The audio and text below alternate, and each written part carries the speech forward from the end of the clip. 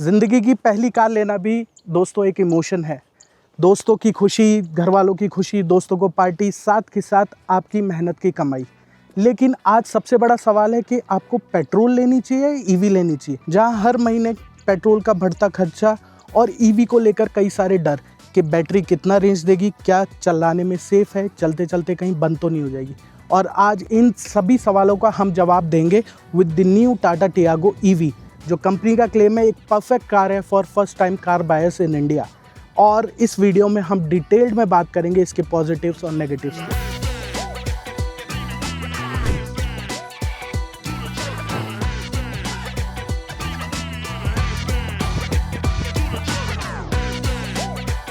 तो चलिए शुरू करते हैं। डिज़ाइन और इंटीरियर की बात करने से पहले एक इम्पॉर्टेंट चीज़ है जो मैं आपको बताना चाहता हूँ। कंपनी कह रही है कि ये all new platform x alpha पे बना है, बट मज़े की बात यह है कि ये सेम प्लेटफॉर्म है X1 प्लेटफॉर्म में कुछ स्ट्रक्चर को लेके चेंजेस, मतलब बेस सेम है। यहाँ पर 6 एयरबैग्स दे दिए गए हैं, तो जो पिलर्स है उधर थोड़ी स्ट्रेंथनिंग की गई है और इसका नाम बना दिया गया एक्स अल्फ़ा। हाँ, इलेक्ट्रॉनिकली आर्किटेक्चर में काफ़ी सारे चेंजेस हुए हैं जिनकी बात हम आगे करेंगे। इस बार डिज़ाइन में काफ़ी सारे चेंजेस किए गए हैं, बिल्कुल ईवी वाला फेस दे दिया है। जो पहले टियागो ईवी आती थी वो बिल्कुल आइस मॉडल जैसी लगती थी, सिर्फ ब्लू एसेंट दे दिए गए थे जो डिस्टिंग्विश करते थे दोनों गाड़ियों को। इस बार आपको proper closed off front grille दी गई है, नए हेडलैम्प दिए गए हैं, आईब्रो स्टाइल DRS दिए गए। आइस के अंदर फॉग लैंप आता है, इधर फॉग लैंप नहीं है, और यहाँ पर नए एयर इनटेक दिया गया है। देखो ओवरऑल सिल्हूट एकदम सेम है। जो बड़ा बदलाव है वो ये है, नए 14 इंच एरो ऑप्टिमाइज व्हील्स है, 175/65 सेक्शन टायर्स है। यहाँ पर आपको नई क्लैडिंग देखने को मिलेगी, थोड़ा सा रगड लुक देने के लिए। आप यहाँ देख रहे हैं एक कैमरा मॉड्यूल है, एक फ्रंट में भी था, मतलब 360 डिग्री कैमरा इसके अंदर आ गया है। कैसी क्वालिटी है वो जब अंदर जाएंगे तब बात करेंगे। बाकी साइड में एकदम सेम है। रिक्वेस्ट सेंसर्स यहाँ दिए गए हैं, क्रोम ट्रीटमेंट यहाँ देखने को मिलेगा। रेयर की बात करें तो आपको यूनिवर्सल लुक जो आपको बहुत सारी टाटा की गाड़ियों में देखने को मिलेगा। एक connected sort of tail lights दे दी गई है। यहाँ पर अब आपको प्रॉपर शार्क फिन एंटीना दिया गया है। अब बात करते हैं सबसे बड़े बदलाव की, जो है इसका इंटीरियर। जैसे ही गेट खोलोगे आपको दिखेगा वाह, इस बार तो बहुत सारा काम किया है टाटा मोटर्स ने। ईवी फेसलिफ्ट को लेकर इतने सारे चेंजेस कैबिन के अंदर बहुत कम देखने को मिलता है, बट इसमें बहुत सारे चेंजेस किए गए। बात करें चेंजेस की तो ये जो डैशबोर्ड डिज़ाइन है उसमें भी चेंज है। ये फैब्रिक यहाँ पर इंसर्ट दिया गया है। यहाँ पर अभी भी रफ प्लास्टिक है, बट उसकी क्वालिटी बेटर है पहले से, और प्लास्टिक क्वालिटी भी अच्छी है। ये हार्ड प्लास्टिक ही है, सॉफ्ट प्लास्टिक कहीं पर भी देखने को नहीं मिलेगा। फिर आपको 2 फ्री स्टैंडिंग स्क्रीन्स देखने को मिलेगी। ये 10.25 इंच का टच स्क्रीन इंफोटेनमेंट यूनिट है, wireless Android auto, Apple CarPlay जैसे फंक्शंस के साथ आते हैं। ये एक काफ़ी सुंदर दिखने वाला है और इसकी विजिबिलिटी भी अच्छी खासी है। अगर आप स्टीयरिंग के बीच में से भी देख रहे हैं तो अच्छा खासा दिखेगा। ऑल डिजिटल इंस्ट्रूमेंट कंसोल है। जो इंफोटेनमेंट यूनिट है वो दिखने में अच्छा है, इल्यूमिनेशन भी अच्छा है और काफ़ी फास्ट भी है, मतलब पुराने से बेटर है। अच्छी चीज़ ये है कि काफ़ी सारे बटन्स आपको यहाँ देखने को मिलेंगे। फिजिकल बटन्स है तो वो ज़्यादा इशू नहीं है। और जैसे AC का बटन्स आपको यहाँ दिए गए, 360 डिग्री कैमरे का यहाँ पर दिया गया है। 2 वायरलेस चार्जर दिए हैं, मतलब पैसेंजर को पैसेंजर दोनों अपने फ़ोन रख के यहाँ चार्ज कर सकते हैं। गियर सेलेक्टर कुछ ऐसा दिया गया है, न्यूट्रल, ड्राइव, रिवर्स आप यहीं से कर सकते हैं। आपको यहाँ दिख जाएगा कि आप कौन से मोड के अंदर हो। नॉर्मली ये आपको टाटा की प्रीमियम कार्स में देखने को मिलता है, लेकिन अब EV में भी आ गया। इलेक्ट्रॉनिक पार्किंग ब्रेक आपको नहीं दिया गया है, मैनुअल पार्किंग ब्रेक ही दिया गया है। 2 कप होल्डर्स है, ज़्यादा बड़ी साइज़ नहीं है, बट ठीक ठाक साइज़ के 2 छोटी बॉटल्स इसमें आ जाएगी। प्लस आपको एक छोटा यहाँ पर आर्मरेस्ट के नीचे स्पेस दिया गया है। सीट्स की बात करें तो ये फैब्रिक सीट्स दी गई है। पुराने वाले मॉडल के अंदर जो टॉप एंड वेरिएंट था उसके अंदर आपको लेदरेट सीट्स दी गई थी, लेकिन इसके अंदर आप normal fabric seats, which is a good addition, क्योंकि गर्मी के अंदर अगर लेदरेट सीट्स दी गई है और अगर उसके अंदर वेंटिलेशन फंक्शन नहीं है तो आप बहुत ज़्यादा पसीने से परेशान रहेंगे। रेयर सीट्स के अंदर भी कोई चेंज नहीं है, आपको वही फैब्रिक सीट्स आपको दी गई है जैसे फ्रंट के अंदर है। एक चीज़ है कि तीनों पैसेंजर्स के लिए आप 3 पॉइंट सीट बेल्ट्स दी गई है।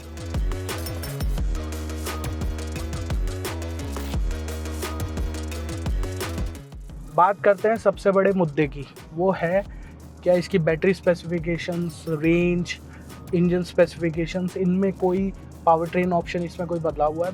वेल, कोई बदलाव नहीं हुआ है। वही 24 किलोवाट आवर की बैटरी और 19.2 किलोवाट आवर बैटरी इसके साथ आती है। ये 24 kilowatt hour battery front axle mounted motor के साथ आती है।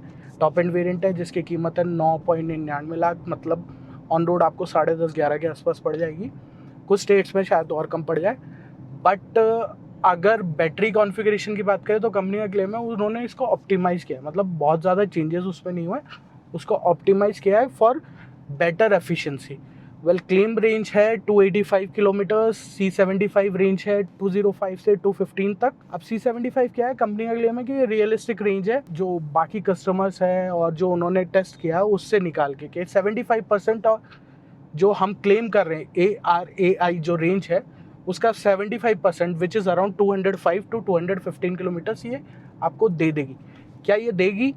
हमने जब इसको स्टार्ट किया था तब तकरीबन 97% बैटरी इसके अंदर थी और ऑडो के अंदर 395 किलोमीटर्स के आसपास ये चल चुकी थी। तो हम अब इसको अभी तक 22 किलोमीटर चला चुके हैं और अभी बैटरी परसेंटेज है 82%, 158 किलोमीटर्स की रेंज ये अभी भी दिखा रहा है।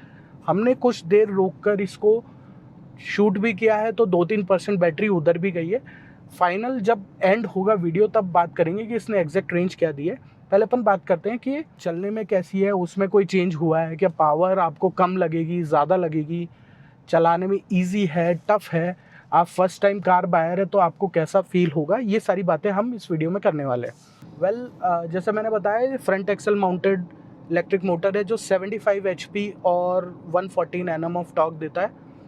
आपको 75 HP सुन के लगेगा कि यार पावर तो कम ही लग रही है, बट हाईवे पे या आप सिटी में भी हो, अगर आपको क्विक ओवरटेक करना है तो आपको पावर की कमी नहीं लगेगी। उसका रीज़न है कि इलेक्ट्रिक जो टॉर्क होता है वो आपको फर्स्ट पेडल जो आप इनपुट देते हो, थ्रॉटल जैसे ही आप देते हो, आपको मैक्सिमम टॉर्क जो 114 Nm में यूजेबल टॉर्क आपको शुरू से ही मिलने लग जाता है, जिसकी वजह से ओवरटेकिंग और जो क्विक आपको एक्सेलरेशन चाहिए वो इजीली आपको मिलता है। सस्पेंशन सेटअप्स की बात करें तो बिल्कुल सेम है, कोई चेंज नहीं है। क्योंकि बैटरी वेट बहुत ज़्यादा होता है तो इसके सस्पेंशन जो सेटअप है वो नेचुरली थोड़े से स्टिफ फील होंगे। जैसे कि मैं अभी बम्पर टू बम्पर ट्रैफिक के अंदर हूँ, मुझे कहीं पे भी ऐसा इशू नहीं आ रहा कि गाड़ी में पावर बहुत ज़्यादा है या बहुत कम है। ईजीली मैं इसको चला पा रहा हूँ, कोई ज़्यादा इशू नहीं है। और साथ के साथ जो स्पीड ब्रेकर्स वगैरह आ रहे हैं उसको ईजिली टैकल कर रही है। तो मतलब बैटरी वेट होने के बाद भी उसको इतने अच्छे से ट्यून किया गया है। Tata known for its suspensions, but EVs के साथ उन सस्पेंशंस को ट्यून करना इटसेल्फ इज़ अ चैलेंज, क्योंकि बैटरी में वेट बहुत ज़्यादा होता है। बट इस केस में बहुत अच्छे से इन्होंने ट्यून किया है और इसको ऐसा बनाया कि इसको हर कोई चला सकता है। अगर आपने नई नई गाड़ी चलाना सीखी है तो आपके लिए ईजी हो जाएगा, क्योंकि एक तो ऑटोमेटिक है, आपको बहुत ज़्यादा गियर शिफ्ट्स करने की ज़रूरत नहीं होती। ईवीज़ नेचुरली ऑटोमेटिक्स आती है, आपके पास क्लच वाला कुछ सीन होता नहीं है, आपके पास 2 पैडल होते हैं, एक्सेलरेट करना होता है या फिर आपको ब्रेक लगाना होता है। ड्राइव मोड के अंदर डालिए और चलाना शुरू कर दीजिए, आपको कहीं पे भी नहीं लगेगा। जैसे पेट्रोल कार चलती है वैसी ही आपको ये फील देगी। हाँ, थोड़ी सी साइलेंट है, जो पेट्रोल इंजन की आवाज़ या डीजल इंजन की आवाज़ आती है वो इसके अंदर नहीं आती है। बट ओवरऑल मेरे को इस गाड़ी में ज़्यादा कुछ परेशानी लगी नहीं है। ईवीज़ के साथ एक इशू और आता है कि लोग सोचते हैं कि चार्जिंग का क्या सीन है। देखो, इसको चार्ज अपन 3 तरीके से कर सकते हैं। तो normal 3.3 kilowatt hour AC charger जो आप यूज़ कर सकते हैं, एक 7.2 किलोवाट आवर AC चार्जर जो दोनों आप घर पे भी फिट कर सकते हैं, और एक DC फास्ट चार्जिंग का भी ऑप्शन आता है। 30 किलोवाट DC फास्ट चार्जर से भी आप इसको चार्ज कर सकते हैं। जब आप 3.3 किलोवाट चार्जर है वो यूज़ करेंगे तो तकरीबन 10 to 100% ये 8.5 आवर्स के अंदर, यानी 9 घंटे के आसपास में ये हो जाएगी फुल चार्ज। सिमिलरली अगर 7.2 किलोवाट के साथ जाते हैं तो 4 से 5 घंटे के अंदर ये आपको फुल चार्ज हो जाएगी 10 to 100%। DC फास्ट चार्जर बोल रहे हैं कि 30 किलोवाट के साथ 45 मिनट्स लगेंगे 20 to 80% बैटरी अचीव करने के लिए। और कंपनी का क्लेम है कि बैटरी को ऑप्टिमाइज़ किया है, चार्जिंग जो पॉइंट है उसको ऑप्टिमाइज़ किया गया है, जिसकी वजह से अगर आप इसको 15 मिनट DC फास्ट चार्जर से चार्ज करेंगे तो ये 100 किलोमीटर्स की रेंज आप पा सकते हैं इसके साथ easily, which is a good difference. उसका रीज़न ये है कि अगर मान लो आपको 200 किलोमीटर का डिस्टेंस कवर करना है या 250 किलोमीटर्स का डिस्टेंस, आप अगर एक बीच में मिडवे पे ब्रेक लेते हैं 30 मिनट्स के आसपास, तो आप इजीली एक टॉपअप के साथ पहुंच जाएंगे और रिटर्न के टाइम पे भी आप एक 35 मिनट्स 40 मिनट्स का अगर आप ब्रेक लेते हैं तो फिर फुल चार्ज। और अगर आप सोच रहे हैं कि भैया 400-500 किलोमीटर्स की ड्राइव करनी है तो ये गाड़ी आपके लिए नहीं बनी है। Strictly for city use case के लिए बनाई गई है गाड़ी। और साथ साथ अगर आप ओकेजनली 200-250 किलोमीटर की जर्नी करना चाहते हैं विथ प्रॉपर प्लानिंग तो आप इसके साथ कर सकते हैं। अब बात करते हैं कुछ पॉजिटिव्स और नेगेटिव्स की। जो सबसे बड़ा पॉजिटिव वो है इसका सिटी फ्रेंडली होना। मतलब अगर आपकी 40 से 50 किलोमीटर की डेली ड्राइव है तो आप इजीली एक चार्ज में 3 से 4 दिन इस गाड़ी को चला सकते हैं। और इसका कॉस्टिंग भी बहुत कम आता है अगर आप इसको घर पे चार्ज कर रहे हैं। अगर आप देखो तो 1 से 1.5 रुपये के बीच में पर किलोमीटर इसकी कॉस्ट आने वाली है, which is fantastic.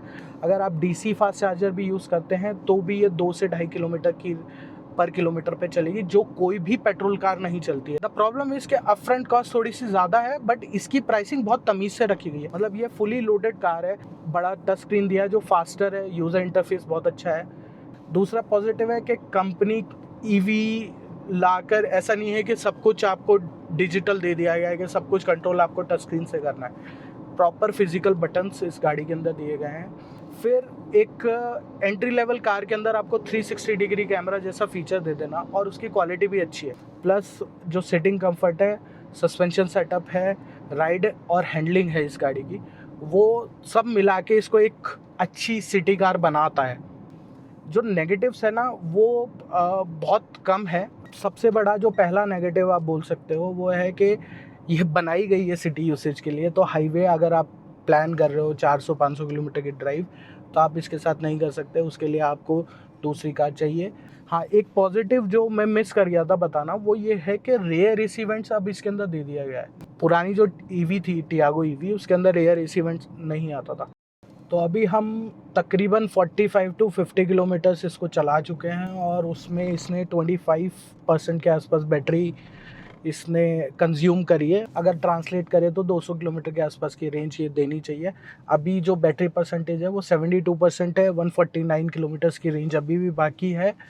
The only issue is कि जैसे ही मैं इसको हाईवे पे लेके गया और स्पीड 80 के आसपास गई है तो इसकी रेंज ड्रास्टिकली ड्रॉप होना शुरू हो गई। मतलब फटाफट 75%, 73, 72 ऐसे आने में बहुत ज़्यादा टाइम लगा नहीं इसको। बट जैसे ही मैं बम्पर टू बम्पर या सिटी ट्रैफिक लोअर स्पीड्स पे आ रहा हूँ तो इसकी बैटरी की रेंज एफिशिएंसी ऑटोमेटिकली इंक्रीज़ हो जा रही है, विच ऑल्सो शोज़ कि ये स्ट्रिक्टली सिटी यूसेज के लिए कार बनी है। फाइनल बात करते हैं तो ये गाड़ी किसको लेनी चाहिए। अगर आपकी पर डे की ड्राइव या वीकली ड्राइव 100-150 किलोमीटर है या पर डे आप 30 से 40 किलोमीटर चलाते हैं तो आपको ये गाड़ी बहुत अच्छी लगने वाली है, क्योंकि आपकी जो कॉस्टिंग है वो बहुत कम आने वाली है। अगर घर पे चार्ज करते हैं तो 1 से 1.5 रुपये पर किलोमीटर की इसकी कॉस्टिंग आने वाली है, विच इज़ सुपर्ब। अगर आप नॉर्मल पेट्रोल कार लेने जाते हो वहीं पर ही 4 से 5 रुपये या 6 रुपये, कई कार्स के अंदर 8 रुपये पर किलोमीटर की कॉस्ट आनी लग जाती है आप जब बम्पर टू बम्पर और सिटी ड्राइव के अंदर चलाते हो। रियलिस्टिकली अराउंड 190 से 200 किलोमीटर की रेंज ये आपको आसानी से दे देगी। मगर अगर आप हर हफ्ते हाईवे ड्राइव्स के लिए जाना चाहते हो तो ये गाड़ी आपके लिए नहीं है। आपको क्या लगता है, क्या ये एक आपकी पहली ईवी कार हो सकती है या आपकी फर्स्ट कार हो सकती है? कमेंट्स में बताइए। और अगर आपको वीडियो पसंद आया तो हमारे चैनल को सब्सक्राइब करिए और इस वीडियो को शेयर करिए। मिलते हैं अगले वीडियो में। Drive safe, go green.